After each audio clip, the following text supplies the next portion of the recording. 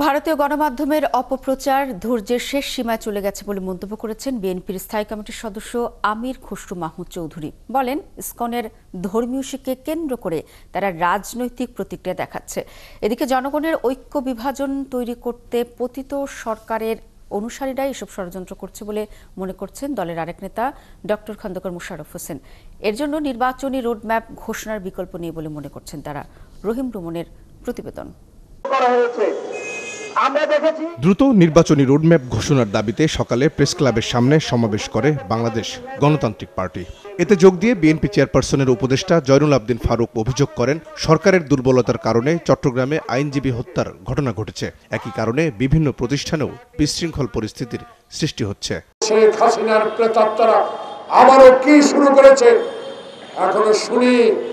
সচিবালয়ে নাকি শেখ হাসিনার প্রেতাত্মারা আবার একত্রিত হচ্ছে। আবার শুনতে পাই রিক্সাওয়ালার নামে ছাত্রলীগ যুবলীগ বাংলাদেশে আবারও এই সরকারের বিরুদ্ধে ষড়যন্ত্রে লিপ্ত রয়েছে। এদেরকে রুখতে হলে প্রশাসনকে শক্ত হাতে হ্যান্ডেল করতে হবে। কারো চোখের দিকে তাকিয়ে নয়, বাংলাদেশের 18 কোটি মানুষের দিকে তাকিয়ে এদেরকে প্রতিহত করতে হবে। প্রেস ক্লাবে আরেক আলোচনা সভায় খন্দকার মোশাররফ হোসেন দাবি করেন, জনগণের মধ্যে বিভাজন তৈরি করতে পতিত সরকার ধারাবাহিক ষড়যন্ত্র করে যাচ্ছে। এই অস্থিরতা বন্ধে নির্বাচনী রোডম্যাপ ঘোষণার দাবি জানান তিনি। আমাদের মধ্যে বিভক্তি সৃষ্টি করার জন্য নানা ষড়যন্ত্র চলছে। যারা পতিত সরকার, তার প্রধান সে ভারতে পালিয়ে গিয়ে অন্যায়ভাবে ভারতে আছে এবং ভারত তাকে থাকতে অনুমতি দিচ্ছে। অতএব সেখান থেকে বাংলাদেশের মানুষকে উস্কানি দিচ্ছে। এটা দেওয়া স্বাভাবিক। তার মনোব্যথা, তাকে এই দেশ থেকে পালিয়ে যেতে হয়েছে, সে তো চেষ্টা করবে। কিন্তু আমরা তো সচেতন থাকতে হবে। আমরা সকলে ঐক্যবদ্ধভাবে এটাকে মোকাবেলা করতে হবে। যত দ্রুত সম্ভব এই সংস্কার করে নির্বাচনী একটা রোডম্যাপ ঘোষণা করে নির্বাচনের দিকে যাওয়া উচিত। আজকে যে বাংলাদেশে যেসব ষড়যন্ত্র চলছে, এটা খুব স্বাভাবিক।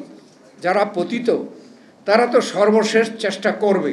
এদিকে বাংলাদেশ ভারত সম্পর্ক নিয়ে আয়োজিত এক সেমিনারে আমির খসরু মাহমুদ বলেছেন, দেশের সাম্প্রতিক পরিস্থিতি নিয়ে ভারতীয় গণমাধ্যমগুলোতে মিথ্যা তথ্যের প্রচারণা ধৈর্যের শেষ সীমায় চলে গেছে।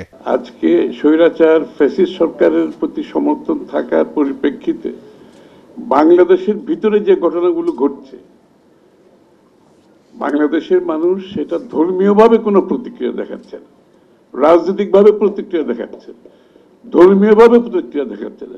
এখানে অনেক ধরনের প্রেশার ছিল। একজন আইনজীবী মারা গেছেন। আমাদের ভারতের মিডিয়াগুলোতে যে ধরনের প্রচারণা চলছে, এক একটা সময় সূর্যের মানে শেষ সীমায় চলে যায়। এক একটা সময় এরকম ধরনের প্রচারণা চলছে ভারতের মিডিয়াগুলোতে, এবং ওখানে মাইনরিটি যারা আছে তাদের প্রতি যে আচরণ করা হচ্ছে, বাংলাদেশে যেটা হয় সেটা ব্যর্থ হয়, আর ওখানে যেটা হয় এটা হচ্ছে নর্মস। তো এটা হচ্ছে ওদের সাথে আমাদের ডিফারেন্সটা।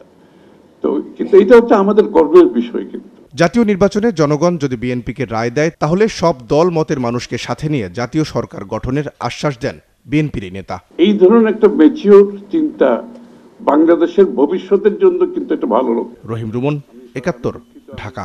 পড়তে পারি নাই এই 9 পয়েন্ট